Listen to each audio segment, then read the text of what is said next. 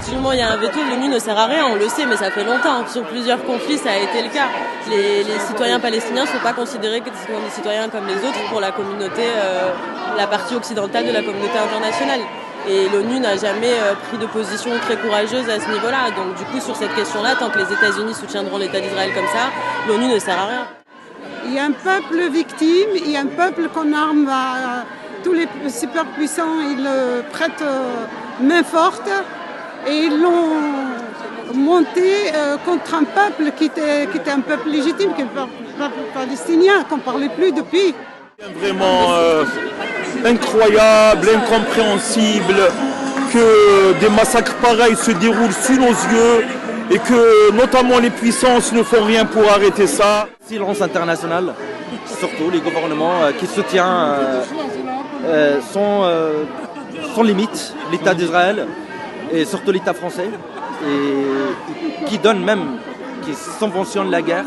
Tous les armes destructives, vous vous rendez compte, avec un truc, on fait descendre tout un immeuble, avec une seule bombe, tout un immeuble, avec les enfants, les vieillards, les malades, les hôpitaux. Mais c'est révoltant ça.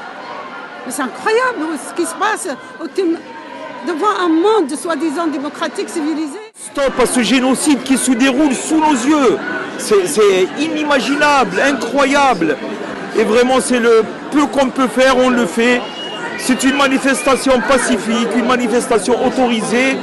Et je pense que tout le monde, parce que ce n'est pas une question en fait de compte de religion, de race, etc.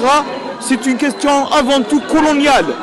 Il y a une colonisation, peut-être la dernière des colonisations, qui doit s'arrêter. C'est pas possible de laisser les choses comme ça. Pour montrer que l'opinion publique elle est contre la décision de la communauté internationale et qu'on continue à manifester toutes les semaines pour qu'on puisse montrer une voie, quoi. C'est la seule chose qu'on a le droit de dire et de faire maintenant. Et d'expliquer aux gens qu'on a une possibilité d'agir en boycottant et que c'est super important, que c'est la seule chose qu'on peut faire en tant que citoyen parce que ça marche, que le boycott contre Starbucks a marché, contre d'autres marques a marché. Et c'est ça qui peut nous donner de l'espoir et un peu d'optimisme. Qu'au moins on peut avoir un impact et continuer à parler entre nous et diffuser les informations entre nous pour boycotter et pour montrer qu'on n'est pas d'accord avec ces décisions.